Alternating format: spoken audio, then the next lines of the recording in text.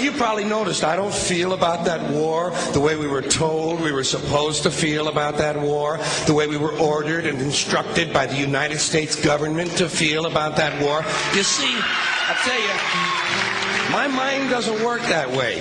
I got this real moron thing I do. It's called thinking.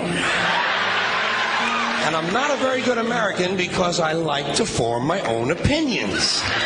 I don't just roll over when I'm told to. Sad to say, most Americans just roll over on command. Not me. I have certain rules I live by. My first rule, I don't believe anything the government tells me. Nothing. Zero. Nope.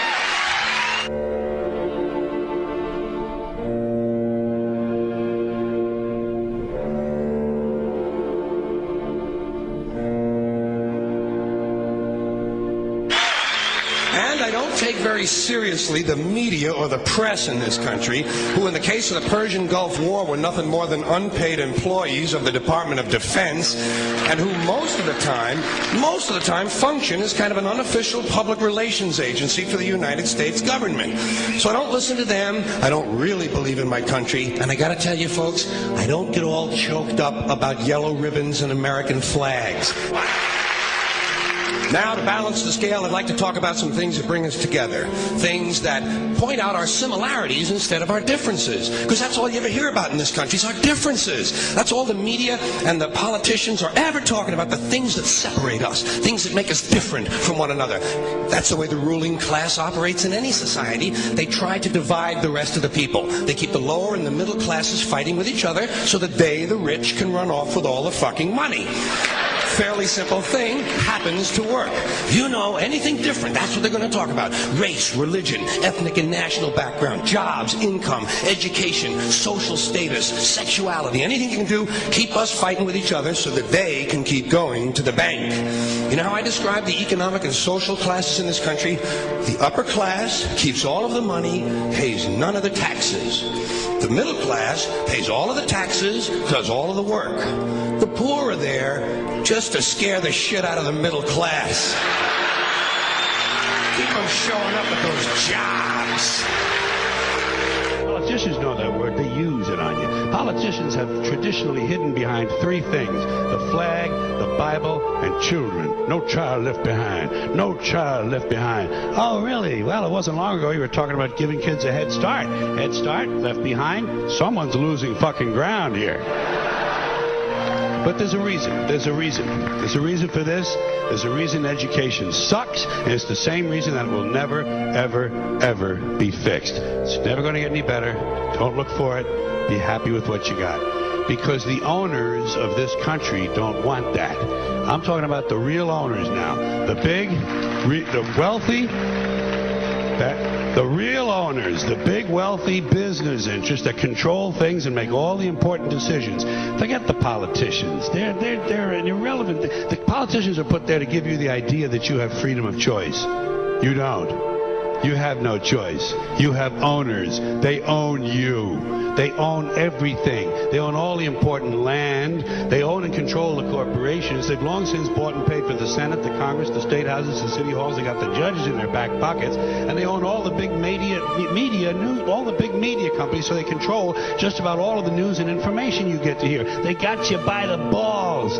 They spend billions of dollars every year lobbying to get what they want. Well, we know what they want. They want more for themselves and less for everybody else. But I'll tell you what they don't want. They don't want a population of citizens capable of critical thinking. They don't want well-informed, well-educated people capable of critical thinking. They're not interested in that. That doesn't help them. That's against their interest. That's right. You know something?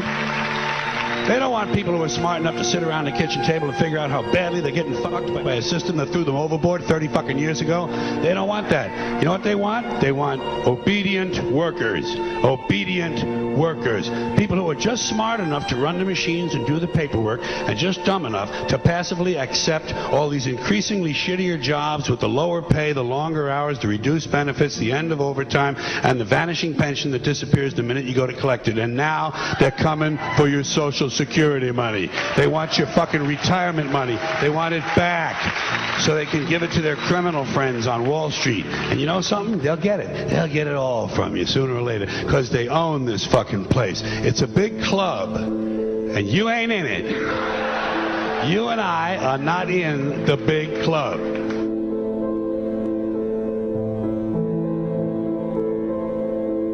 The greatest form of control is where you think you're free when you're being fundamentally manipulated and dictated to. One form of dictatorship is being in a prison cell and you can see the bars and touch them. The other one is sitting in a prison cell but you can't see the bar, you think you're free. What the human race is suffering from is mass hypnosis. We are being hypnotized by people like this. Newsreaders, politicians, teachers, lecturers. We are in a country and in a world that is being run by unbelievably sick people. The chasm between what we're told is going on and what is really going on is absolutely enormous.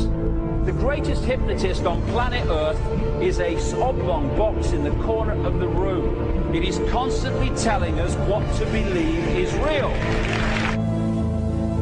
Historically, the control and manipulation of political opinion has been the Freemasons' main weapon in gaining control of countries and states. Once in control of the rulers and politicians of a country, laws and political structures could be changed in accordance with their agenda.